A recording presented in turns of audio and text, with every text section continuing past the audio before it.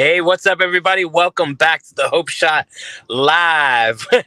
We're going to get our stuff together. Me and Caesar are trying something new. I am in North Carolina right now, so hosting this thing. But I told Melissa that I would show up, and that's what we do these days. So tonight we have Melissa. She's going to share her story. We're going to try something new tonight, and we're going to make this more interactive with me and Caesar tag teaming. With Melissa sharing her story. She is coming. She has some exciting news. If you guys wouldn't mind, share this post, share this live feed. We have something at the end that we're going to surprise you guys with, man. And whoever shares it, man, you're going to be entered to win something. So you might want to share this and stay tuned. So I'm going to ask Caesar if he can share the clarity statement. If you would, please, Caesar. Caesar. All right. Well, again, not prepared, but that's what we do. The Hope Shot Clarity Statement. We here at the Hope Shot are a group of people in recovery spreading inspiration. We come from all different walks of life and pathways of recovery. Our verbiage may be different at times, but we all have one thing in common. Recovery is a lifestyle. We support all pathways of recovery. It doesn't matter how you get from A to Z, just get there. And thank you for being a part of our Hope Shot family. All right. Do we got anybody on that sharing and commenting? Say what's up. All right. We've got lots of people already on. We got Justin. I know that Lish 5043, Allie, you messaged me the other night about the Marco Polo. I tried to send it to you. It did not work because I don't know what happened to your messenger, but just want to put that out there. Sorry. We'll figure it out for you, Allie. Anyway, good evening, Allie. Dustin, what's up? Always good to see you. We got Michael on. Feels good to be clean. Yes, it does, Michael. Christina, what's up? How you doing, Christina? She says, hey, fam. We got Rhonda, what's going on? We got Lisa saying hello. Who else we got? We got Mark, still waiting to figure out what to do to gain my own success. Here you go. Still waiting to figure out what I can do to gain my own success. Well, it's a good night to be on and listen to how somebody else did it. And maybe this will spark something in you. So thank you so much, Mark, for tuning in. And we really hope you get something out of the live tonight. Guys, please share this feed. You never know who it's going to help. I'm so glad everybody's on tonight. If you share, you also automatically get entered in a surprise drawing. We're not going to tell you till the end of the show what's going on. And we highly encourage it. But really, please share this message of hope with everybody on your friends list. And let's get the message out there. We got Shannon on also. I want to make sure I say hey to Shannon. Shannon, hey. Hey. Hey, girl.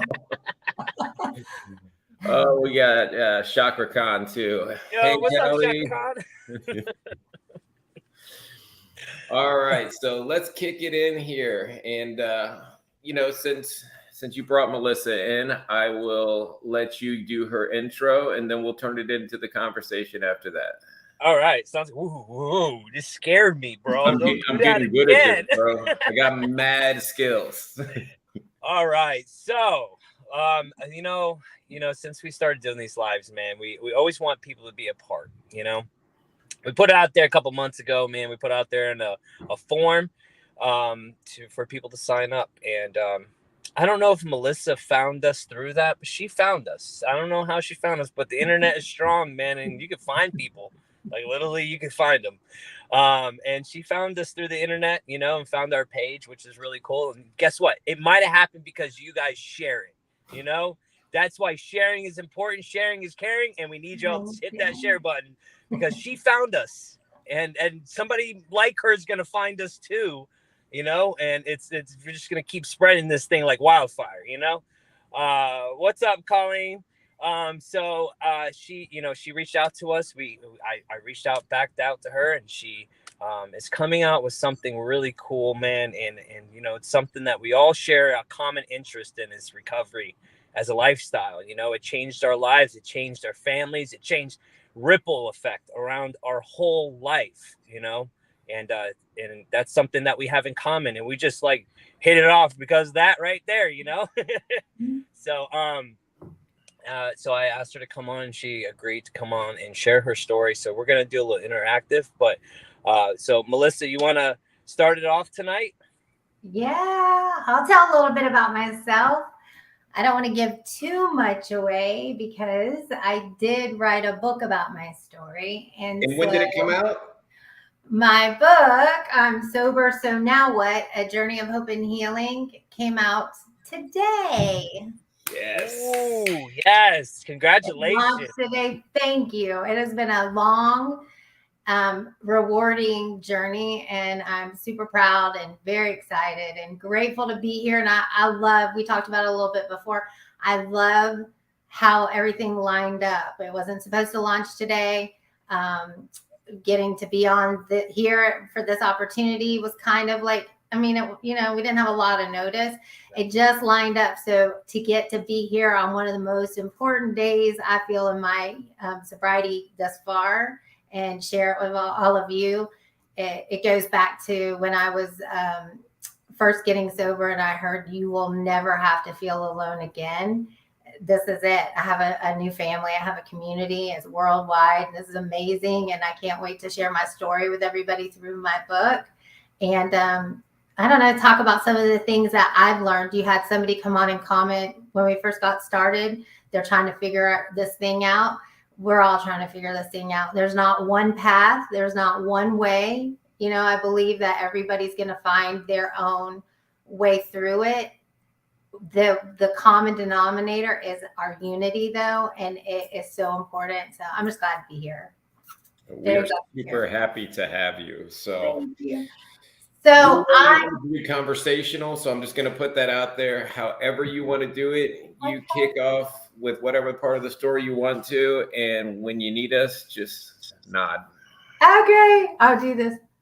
Yeah. So I am in recovery. I'm a recovering addict and alcoholic. I have a career addict and alcoholic. I spent decades before I was able to reach a rock bottom that was strong enough for me to understand that it's either get sober or die. Pretty much that's where I was at.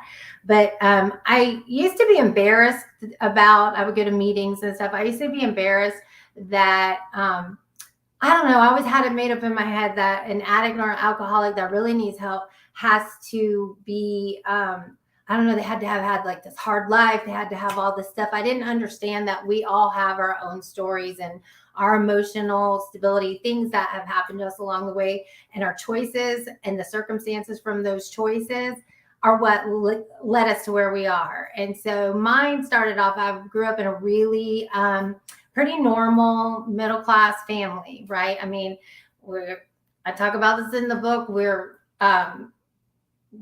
was a lot of drinking going on. I don't know if that was the norm for that day and age, but for my household and for just about every event we attended, including church, alcohol was a part of life. And so, I was introduced to it pretty early on. But I think where my actual addiction began, where the seed was planted, was in my late teen years. And in those teen years, I dropped out of high school. I got in with the crowd. I never really fit in very well. My whole entire life, I was I still am an awkward person. I'm the person that has the inner voice that I don't listen to. And it's like, don't say that, don't say that. And then I say it. And then I go, why did I say that? And then I'm obsessing about that instead of being present. Yeah, that's my insane cycle that I get in. And so I found this group of guys, mostly guys in my late teens, 16, 17, that they were my people. I was like, I fit in. They get me. They understand me. And they connected me almost immediately into a world that was like a movie to me, because I didn't grow up with some of the things that they had going on. There was some, there were drug dealers, and there were, I was hanging out in VIP lounges, and we were, snorting cocaine off of bars, and just, it was crazy. It was this wild ride. And I ran into some things. There was a lot of dark that came along with all the fun. The joyride ended up into a dead end fairly quickly.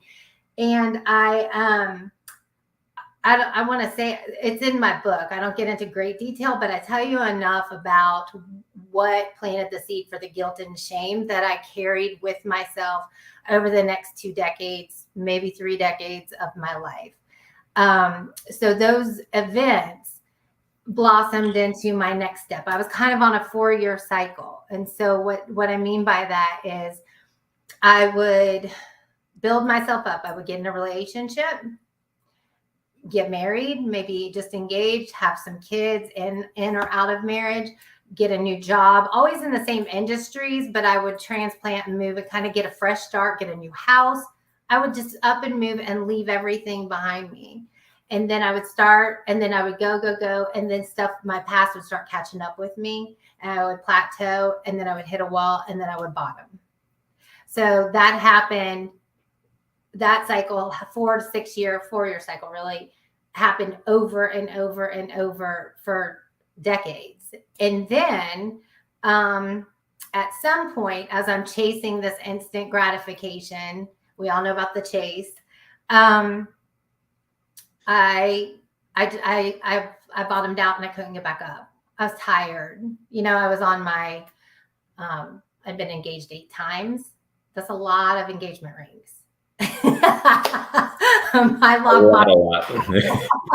My lockbox is full. No, and I was married 3. I was on my 3rd marriage, and it was in shambles. This guy had no clue what he had gotten himself into. I'm still married to him. He knows now. But back then he had no clue. He was like, what have I been hit with?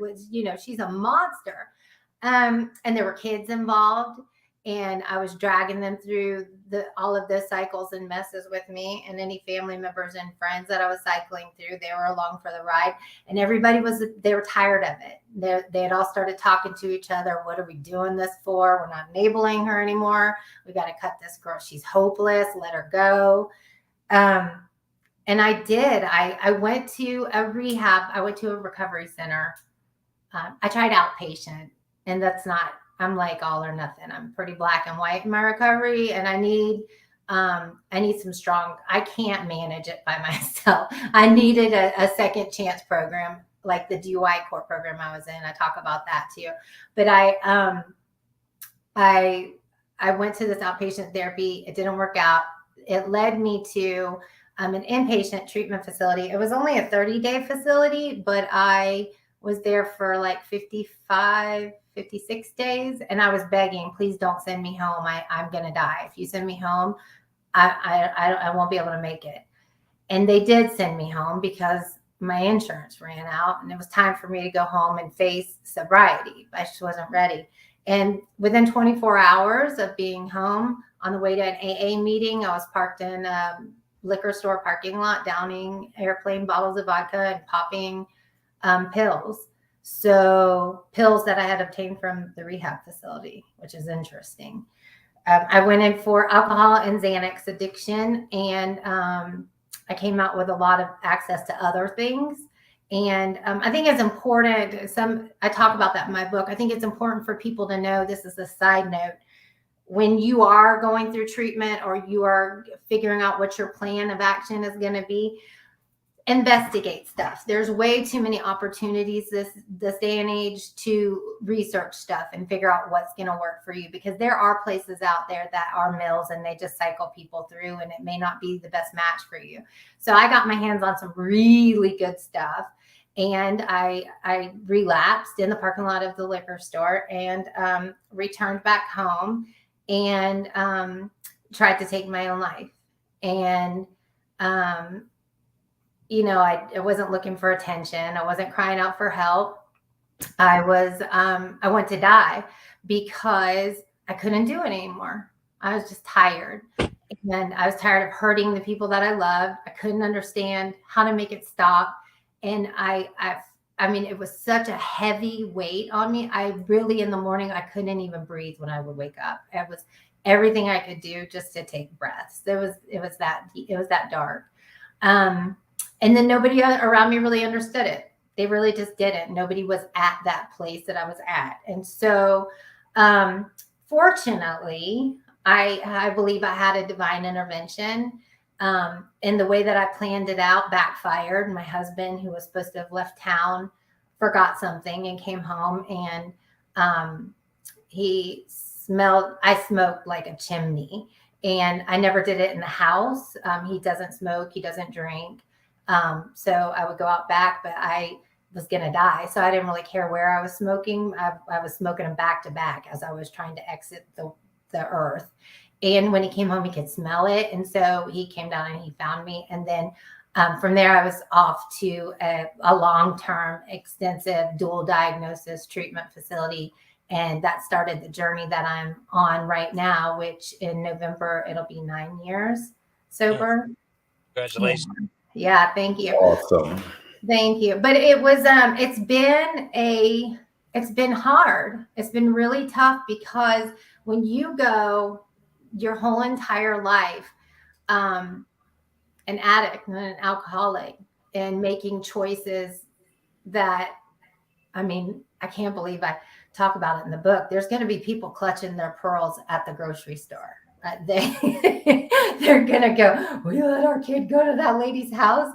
So it's going to be pretty eye-opening. But that's who I was. That's the choices I had made. Those are the actions that I was taking. And, when you try and change that way of life, your old way of life into some new way of life, it doesn't just happen overnight.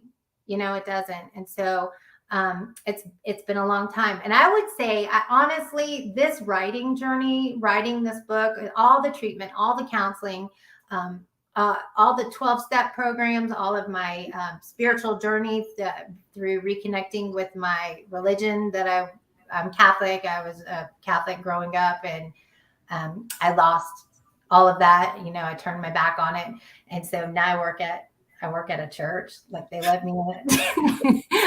They let me in a church, and they let me work there. They pay me to work at a church. That's crazy. Say that out loud. All the stuff that I used to do, and God lets me work in his house. It's kind of cool. But anyway, it was hard. And I think the thing that has been the most transformational is this writing journey. And it's just been really cathartic. I thought I had dealt with things of the past, and I thought I had worked through them. And when you try and tell your story through writing, which I'm not an author, I just need to put it out there. I share in my book that I'm a high school dropout. I can't spell the word there, or, where you put a comma, I don't know. So I've learned. You're an author now, though. I You're am. an author now. You got to own that. I own it. Okay, I am an author. Yes. But I fought that, because I was up against a lack of higher education. Honestly, I dropped out of high school and sold multifamily housing to get by, or lived off of whatever partner I was with at the time, to be honest with you.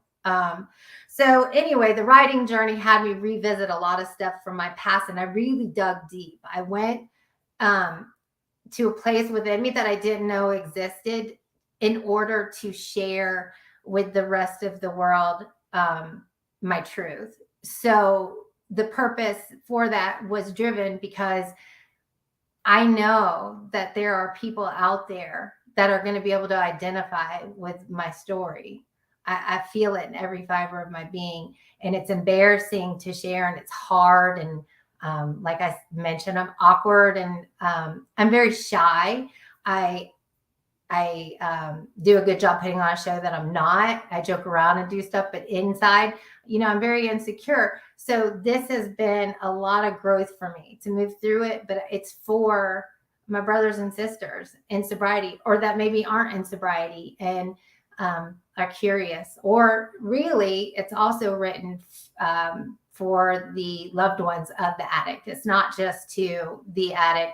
It has enough information in it and written in a way that people who are not in recovery really gain something from it. And I did that on purpose, because once you see the beauty that comes with the hard work of sobriety, all you want is to just share that with other people. You know, you go from wanting like a long Christmas list at Christmas, or that fancy car, or all those things that you think you've wanted your whole entire life. All you really want is just to take how you feel and bottle it up and give it to other people. Amen. It's just yeah. And I would like to share. I want to share this, though. I want to share hope and healing. I do. I really do. You know what it is? It's a freeing moment for you as well, as far as putting it down, jotting it down, and like just like putting your dirty laundry, airing out your dirty laundry. Yeah. Like that's exactly what you did. You put it into a book, you know, and we always will sit there and hold ourselves back from our true selves by telling ourselves. And listen, I don't know where to damn put a period, a comma. Justin, tell her how this thing started, because speaking your truth and the fear of other people's opinions, you know, and putting your private life out there and putting your deepest, darkest secrets out there. That's how this thing started, was to defeat the stigma. And this was Justin's response to stigma. Yeah. So yes, the Hope Shot is my response to stigma. It literally is. Somebody took was taking my mugshots, plastered them all over the internet and Yeah.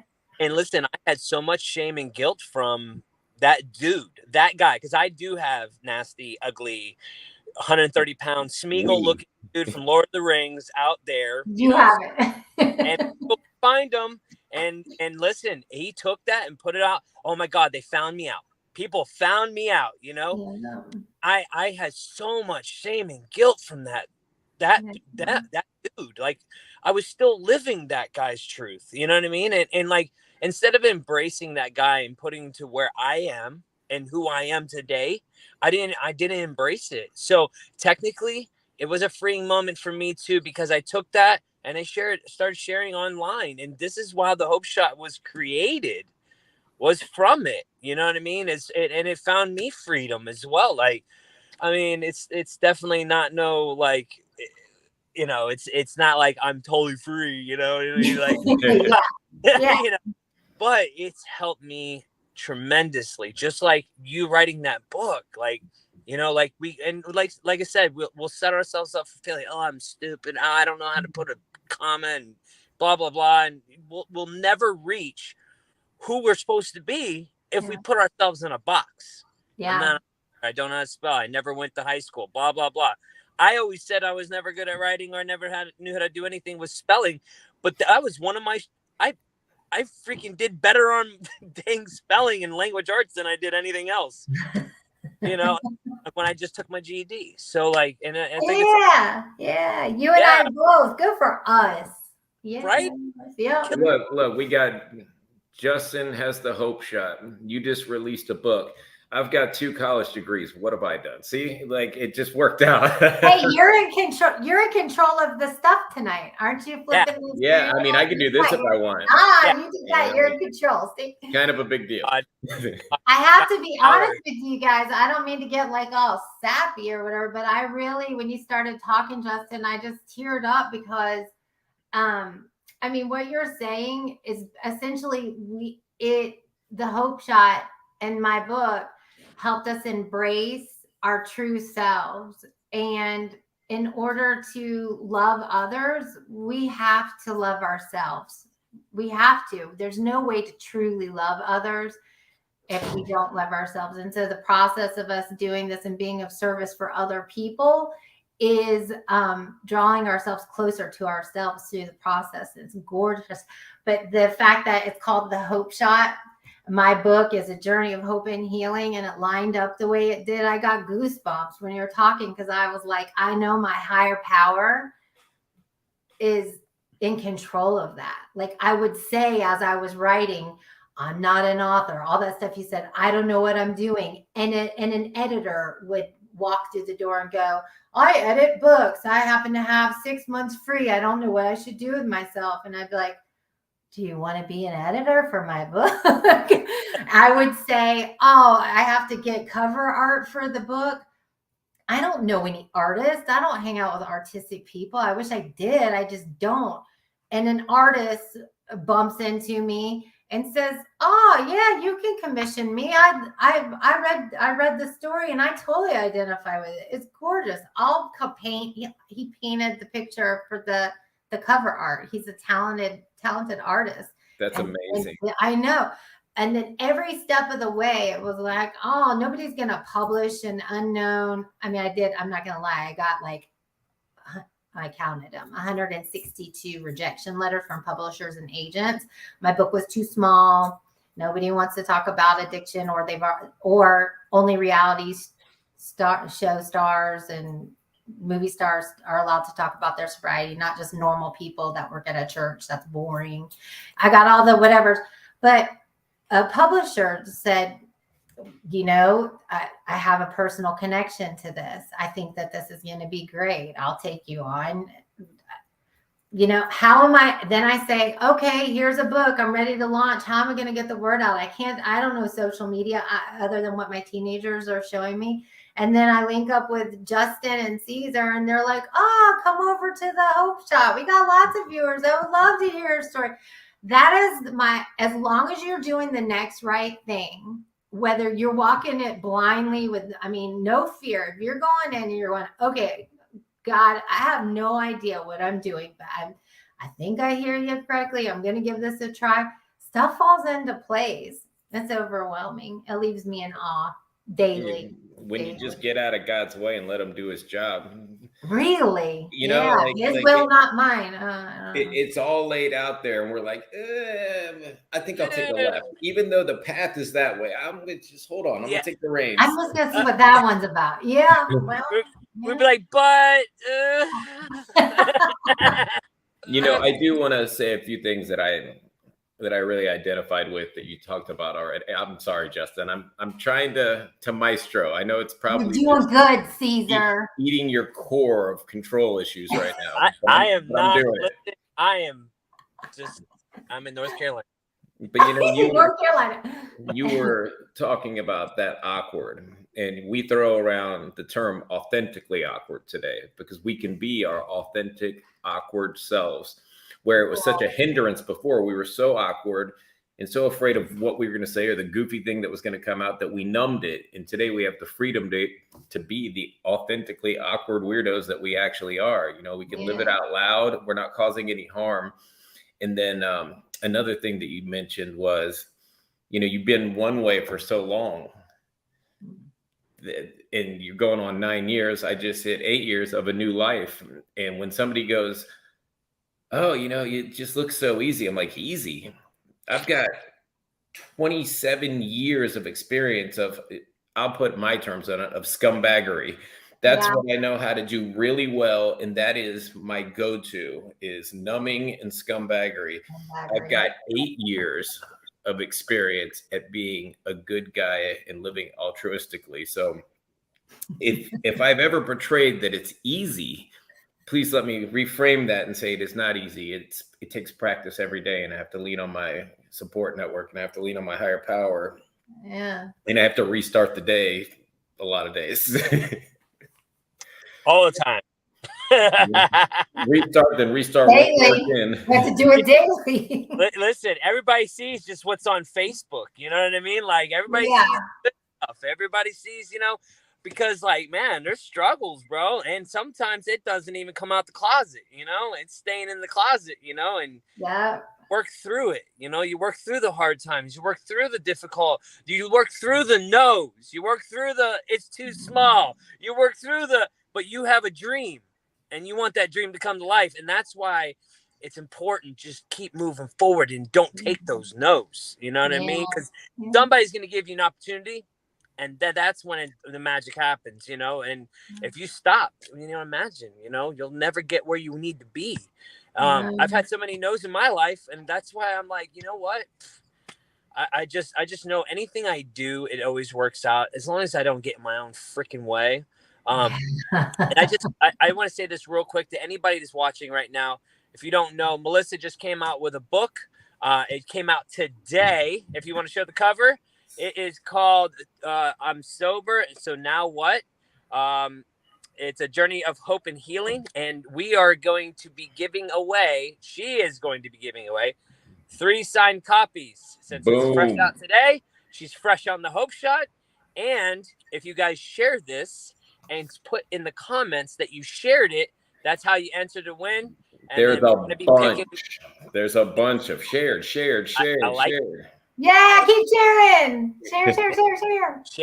Let me do a Yeah. couple of shout outs. We got people all over the country and the world actually that are shouting out. So I put it up earlier. We got Colleen checking in from Walla Walla, Washington. What's up, Colleen? Walla walla. Walla. We got Erica checking in from Massachusetts, here to What's support. Yep, in support of her husband. So what's up, Erica? Thank you for being supportive. Awesome. Let's see who else. This book is for Erica. Erica, this is a good book for you. This book has information about relapse and relapse prevention that has opened the eyes of people that aren't in recovery but love people that are in recovery.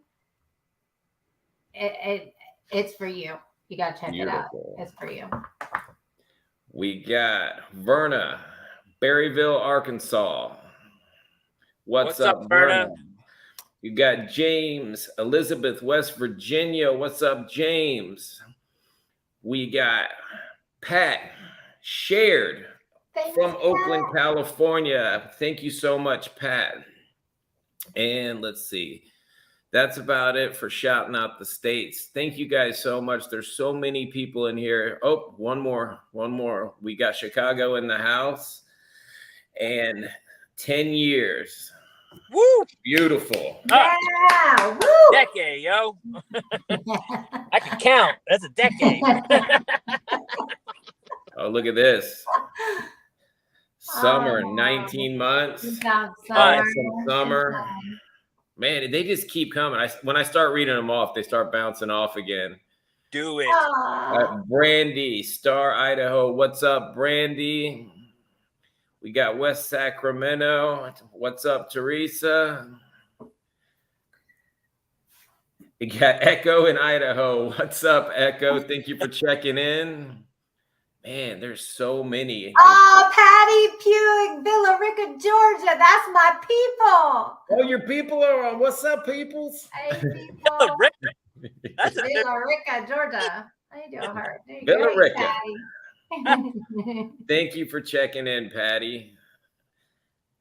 We got Scott from Kentucky. What's up, Scott? Just had my 6-year rebirth day. Congratulations, Scott. Good job, Scott. Let's see. Y'all are making me smile so Yeah, much. I'm going to put Patty back up. Patty says, love you, girl. I love you too. You guys, I met her. She actually is a connection that I met through the writing. I had started my Sober Now page on Facebook, Sober Now, and she was one of the first people to chime on there, and she was going through a loss. Her family had a great loss, and I found out I'm in North Carolina and she's back near Atlanta, and I found out where she was, and I said, well, I would love to come to the life celebration that you're having for your family member. And her family invited me in, and I just went and hung out with like this group of strangers, complete group of strangers, for the whole entire Saturday. It was beautiful. It was outdoors. I had a spiritual situation happen on my way out, a drive home. It was deep. And that's like, I go back to that. I never have to feel alone again. I was so lonely for so long. And the unity that comes through recovery is so beautiful. It's amazing. It's we preach that the opposite of addiction is connection. I say that in my book. I don't remember who I stole it from. I think. Well, but now I can say I'm quoting you because it's actually. So I'm quoting Melissa when I say that connection is the opposite of addiction. It is. I'm actually writing a second book. I don't know if I mentioned it when we. Now you're an overachiever. So So we have, so I have a foreword written in my book by Dr. Gary Chapman. He wrote the 5 love languages. That is I amazing. mean, you can't, I was telling Justin, you can't watch a TV show without hearing about 5 love languages. This guy My is wife made me read legendary. it. I think it's hilarious because he is I don't know, he's older than me. He is a Protestant counselor, pastor, conservative. Like he is the bipolar opposite of this loud Italian recovering addict, Catholic. Like even our religion is on the opposite spectrum of each other. And somehow, some way, he has ended up becoming a mentor through my writing, and he meets with me on the regular and has helped me through this publishing process. And I asked him one time, I said, like, what is the connection? Like, why are you helping me? Like, I couldn't wrap my head around it. I didn't actually even know how big he was. I just knew that he had written some books and he could write a foreword for me and somebody would pay attention to my book. And I was right. They did. But he said, God's hand is in it. And that's what we have in common. And then the more we talk, the more we realize we have a lot in common. And truly, the number one thing that we have in common is loving one another. He wrote a book and has spent his whole life doing what you're doing, which is reaching out to people and teaching them how to love each other better. So there's more love in the world. And so I'm working on a second book, and I have the honor of writing it with him. And it talks about what you just mentioned. The opposite of addiction is connection. And so once you get sober, so now what does it look like to establish relationships? What is it like to find new relationships? And what is it like to date yourself and love yourself? Ooh. Yeah. What is it like to date yourself? Yo, that right there, Yeah. right there, just said to date yourself. You Yeah. know what I mean?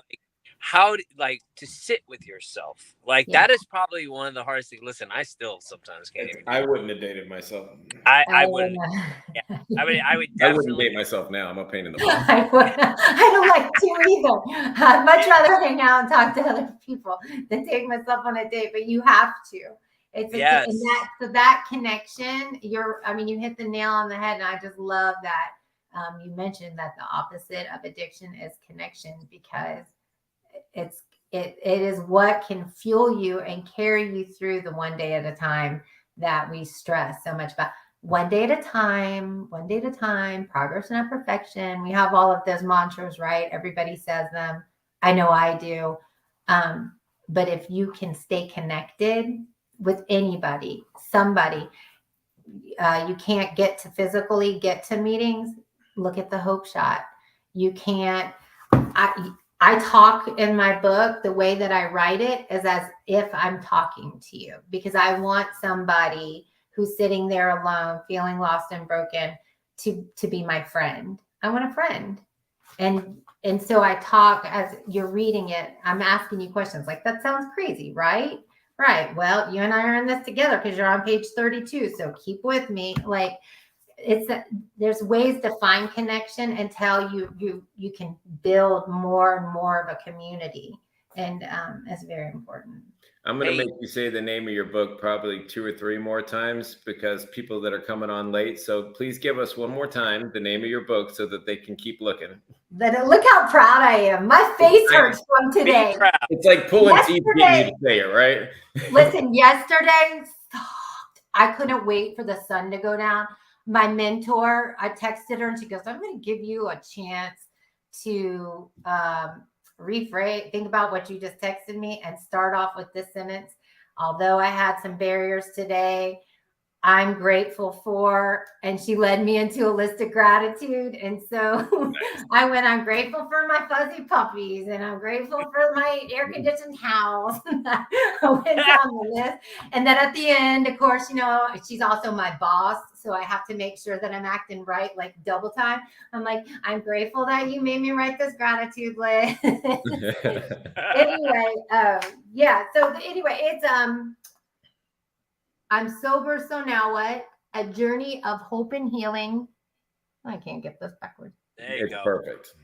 And listen, guys, I purposefully did not write a long book. When people would say, publishers and agents would say, we can't publish a book unless it's 308 pages and it has indentions and blah, blah.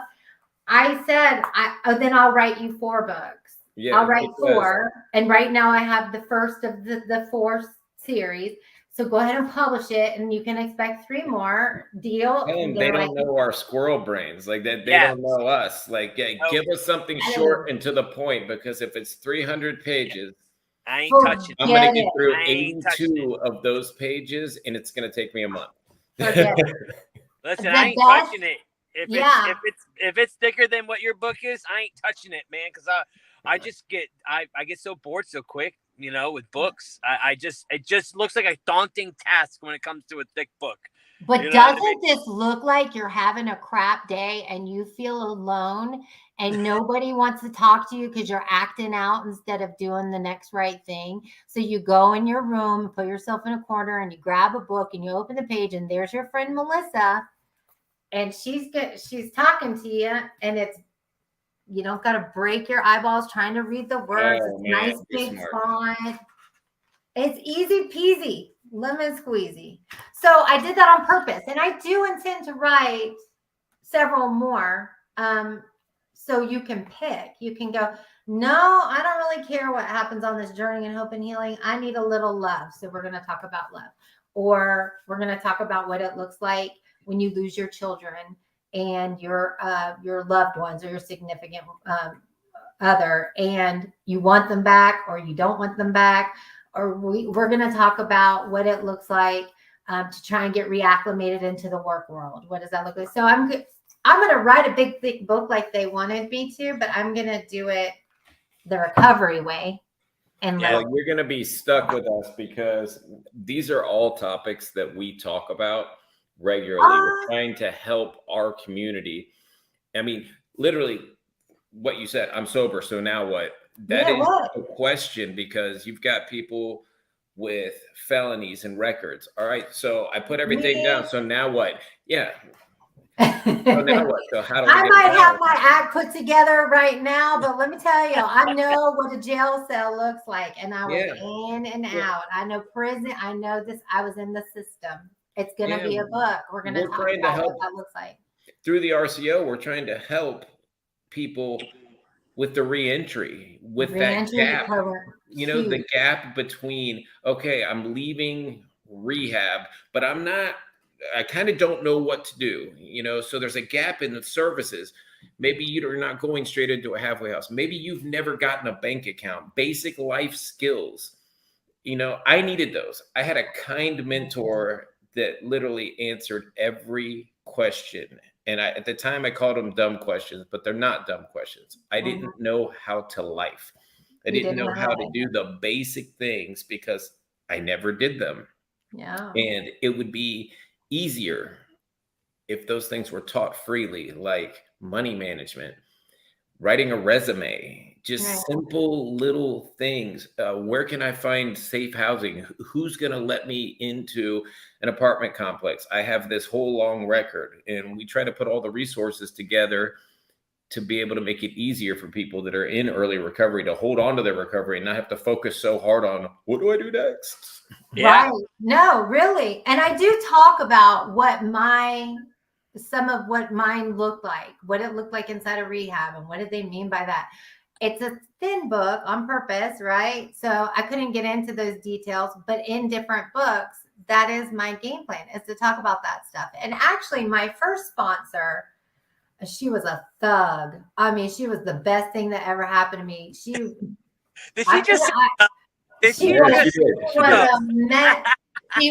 and she still is. I'm telling you, she does not. She is street smart.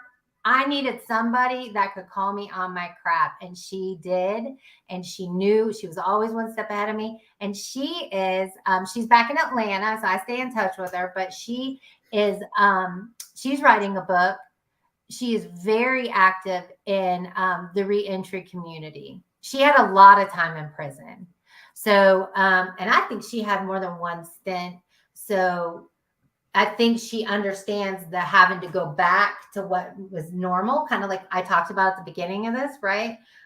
Because you've lived a certain way for so long, then they let you out and you're out in the world with all the normal people. And then you're like, well, what do I do? So she's working on her own book about that and doing a lot of work in the reentry program. And I'm so excited about it because that piece is missing from, it's a missing tool for our community. It really is. And we know that. So we're talking about it. Everybody's talking about it. Everybody knows that. So let's do something about it. We are lucky in our community. My wife, Nate, that's on the Hope Shot, and myself, we got to attend a banquet for there's a reentry coalition here. Oh, cool. The End Recidivism Project. And we got to sit and meet the people and hear the stories. And now our coalition's going to support their coalition because we didn't know it existed. And this woman is so sweet. She, her story was she was helping people out of her own pocket. She was picking people up from the Bluebird, getting them somewhere safe, giving them enough for a meal. And then she started a nonprofit. You know, and now she's fundraising so that she doesn't have to pay for it out of her pocket. But she's the sweetest little lady you've ever met. And I don't know who wouldn't want to help her. So you see all these big wigs in the county showed up to help her out because you couldn't say no if you wanted to once you That's good. She's the right person for it then. Yeah. But that's beautiful. Do you mind if I put up a couple comments? Because it sounds. Oh, he froze. He did the. Uh-oh. For a little hope, a little inspiration. There he is. Oh, you froze, Caesar. Oh, I froze? Yeah. You're gonna put up. I'm sorry. Well, I was gonna say I was putting Teresa up. She sounds like she's struggling with some emotions and stuff every day. She says, I'm always lonely. I fight it every day. The next comment was, I fight the feelings of nobody cares and nobody understands every dang day. Yeah. And you know, we've been there. Yeah. Caesar, up at the comment, there's a comments up. I can't get to them now, but there was a comment from somebody watching the Philippines. I want to give a shout out. Did we shout out Dustin for 11 months today? I didn't see that one, but what's up, Justin? 11 months. I mean, Dustin. Damn it. You can't do that. He already sensitive about doing that, you know, because I did. Well, I'm looking at Justin and trying to say Dustin. I think you can get my drift there. I didn't mean to. I was looking at Justin. And I said Justin instead of Dustin. But anyways, it's up there.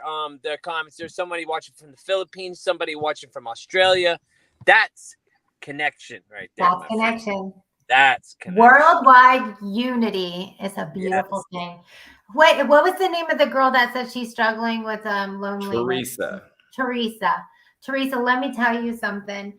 Somebody told me about 9 years ago. I wish I knew who this man was. I would go and give him the biggest hug and kiss on his face and tell him thank you, because this is stuck in my head. And I have a mental picture, a visual that I'll never forget. And I hope you remember that I'm telling you this right now. You stick with this journey of sobriety, no matter how rigorous and painstaking it may be for you. You stay the course, and I promise you, you will never have to feel alone again. You stick with it. You are loved. There is a world of millions of people just like us. You are not the only one. I promise you. Millions and millions of people that feel the way that you do, and you are loved by each and every one of them. Whether they can reach you and tell you that, let me be their spokesperson to let you know you've got this. We believe in you. Yeah, and she's got I've got the comment up. Been using for 45 years. I now have 9 months in 7 days. That is. So, I mean, that's amazing. That's a miracle. That is beautiful. Keep going. And be proud. Wear that proudly. 9 months. You know, I have 45 years.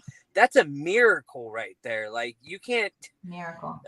That's amazing. Like, that's what the beauty of this, man. The beauty of all this, you know, all of us coming together, support, the love, the hope, the everything.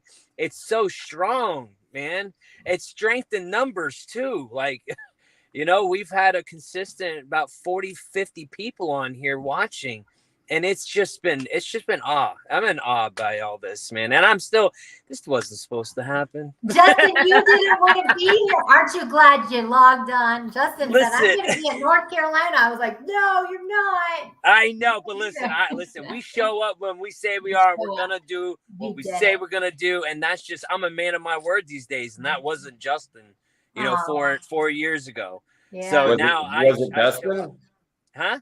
I said, but was it Dustin? It might have been. You know, that's my dude right there. I'm sorry, Dustin. Hey, happy 11 months, brother. Next week, he's coming on next week to share his story, and I'm excited, man. Yes. Listen, cool. Yes.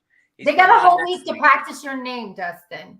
Hey, Dustin. You know what? Dustin. I'm going to be Dustin. He's going to be Justin. Screw it. You know what? We're just going to do it. Just come and talk.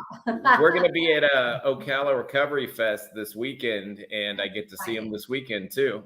Yes. Yeah. You guys do so much for the community. You are so active.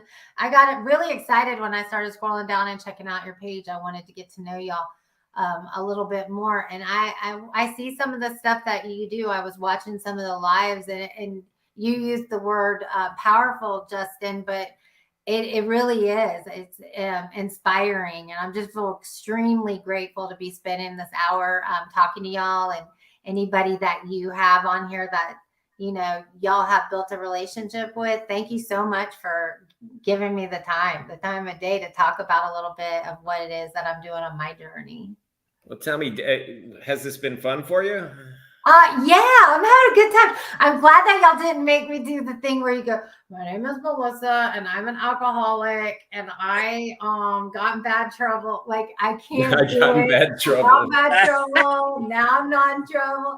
I can't do it. I've done my share. I've done speaker meetings. I can do it if I have to, but like, I would much rather, I enjoyed the banter back and forth between stuff and sharing our experiences, and you know, we all have stuff to contribute. So I have had a good time. I hope that you guys have me back. I would love to come back. Anytime. This was awesome. Like, literally, you can come back on Sundays and hang out with us, man. I love doing stuff like this. You know, we love trying new things as well. Listen, it's not cut and dry. We're new to this as well. We love trying new things out and having a conversation. That's where the magic happens. Like, literally, the magic happens. Not, you know, sometimes we're going to work on it. And I think me and Caesar are going to maybe go with another freaking, you know, think about some things, you know, because like we've wanted to do this and do an interactive, you know, this has been fun. I've enjoyed it. I brought a breath of fresh air to the hope shot. You did. You brought the hope to the shot. I brought the hope to the shot. Have you watched any of the Sunday Night Lives before? I have. I really, really enjoyed them. I was telling Justin, there was one, I think it was a Wednesday night. It was a girl recently, and she was sharing her story, and she's good at it. Like, she was doing count by count. She knew, like, I don't know how she had it all up here, because I'm a burnout. Like, there's no way I can. Those brain cells are fried. I couldn't, like, she went through the whole thing, and I felt like I was walking with her. I was like, God, oh man. Like, it was over, and I was like, no, keep going. It's cool. I love it. Yeah. I like that you have the different variations of contact with people, and it's cool. You guys have a good thing going. My husband texted me, so he must be watching. He's in my book, my hero. He hates that. My husband is very private and he's very I don't know, he's more introverted than me, unless he's with his people, and then watch out, the show's on. Yeah. But like yeah, and like I've mentioned, he's not in recovery. We're a family in recovery, but he is not an addict, and he's not a smoker. That's not his thing. You know, his life challenges are different in different areas. But he's my hero, and I write about him in the book. And I think it's important with the divorce rate in the United States of America alone. I think it's at 77%. I'm sure it fluctuates. After COVID, it's probably up in the 90s. I don't know. But Probably. If you take that is just for not factoring in addiction or families in recovery, relationships in recovery. It's very difficult to salvage a marriage once you have gone to the depths that I took ours through. And so the fact that he is still here by my side, even on days that he doesn't want to be, and there's days that he does not want to be. There's no Disney happy ever after. That's not it. We're doing real life together, right? He's my hero. And I want people to know, what I wrote in the book, I shared, like, we struggled, like it was not easy, and it's still not. I mean, it's just, marriage is hard, right? Relationships are hard. But he did it. He believed in me, and he saw something when people were saying, throw her away. She's not worth it. You're wasting your money. She's not good enough. She's ruining your life. You take the kids. She's made her bed, let her lie in it. He didn't listen. Well, and now he gets to have a moment like the day your book was released to see what you're capable of when you have a solution in your life and a God working in your life, and he gets to be proud of you today. Yeah, and I love that you say it like that, because it's important to me that my family sees the results of the hard work, and they do. I mean, there's a living amends going on with. I have 4 children, all different ages, and they do see. We're becoming closer and rebuilding our family over the years through time and watching me in action, and they're slowly but surely coming back around, but I want them to see this is what can happen, though, if you can stick with it, and we can fight through it, and we can work through this. And what we need, counseling, we need separation, we don't need to be together right now until we can figure this out. Whatever it works, give it a shot if you can, because there is light at the end of the tunnel. You don't have to get the clean slate and start all over. You can salvage damaged relationships. It's not easy, but it's possible. I like that you said that. I like that you said that, because somebody told me early on, they were like, oh, no relationships in in the first year. And this was my ex, but I was in a relationship and it wasn't good. And I was like, oh, cool. No relationships. Yeah. I'm done. Yeah. And they were like, no, buddy. It's no changes, no big changes, in those things in the first year. So if you've already got one, you better try to work it out. I told my husband, I was like, you can't say you're going to divorce me. My sponsor in my rehab facility said no major changes the first 12 months. So you're in it for now. That applies to you too, sir. So you can't do it. You can try in 13 months, but right now you're in it to win it. That's amazing. Well, I mean, this has been absolutely fantastic. I've enjoyed this so much. Yes. Oh, my whole reason for bringing up my husband, told you I'm a burnout.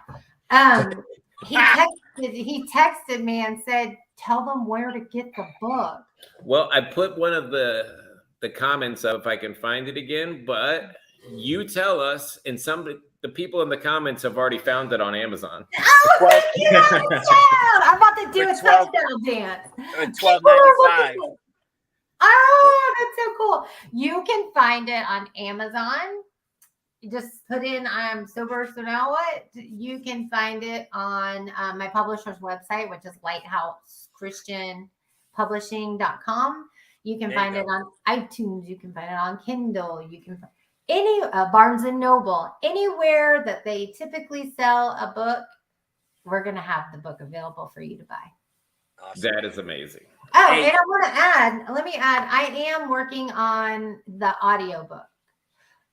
We don't have it available yet, but we have purchased the equipment and the things that it takes to get that moving. And so that'll be done, I would say, within the next 45 to 60 days. So that'll be uploaded too. And that's, I heard Morgan Freeman was going to do all the voice work.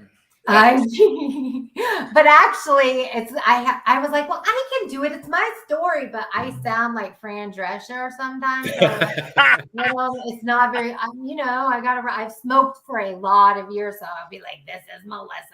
So we need. I don't know what we're gonna do. I was like, Dr. Gary Chapman, will you read the forward portion? And he was like, oh. He just always laughs at me. I'm like, will you write a book with me? And he's like, oh. I'm like, will you do cartwheel? He's like, oh. Anyway, we'll see. Why don't you say one more time, what's the name of your book? And then also, guys, if you guys share this, and if you guys are seeing this after the live is over, you can still share it. Make sure you put in the comments, share it. I'll probably do it till tomorrow. And I'm going to count, get the people that shared. And what we're going to do is we're going to do a drawing. And I might go live with it. I don't know yet. Put it in the randomizer. I'll join you. Go live with it. I'll join you. Okay. You know awesome. What? Hey, Melissa has spoken. Okay. Yeah. We're going to go live with it. And we're going to pick 3 people. And she's going to sign the book. And she's going to send you a free copy. So what is the name of the book, Melissa? The name of the book is I'm Sober, So Now What? A Journey of Hope and Healing. And I am so excited for you guys to get a copy of it and join me on my journey. I wrote this for you. If you're watching this book was written for you. That's freaking awesome. Well, thank you so much, Melissa, for coming on here, sharing it with us. This has been fun. It's been an absolute pleasure. Oh, I love it. Thank you so much, guys. And everybody that's watching, I really appreciate you guys taking time to be with me tonight. I love it. I'm so grateful. Thank you so much. Yeah. And thank you, everybody. Don't forget to tune in on Sunday at 8 p.m. for our Sunday night topics. You never know who's going to be on there, and you never know what you might need to hear. I hope everybody has a wonderful night.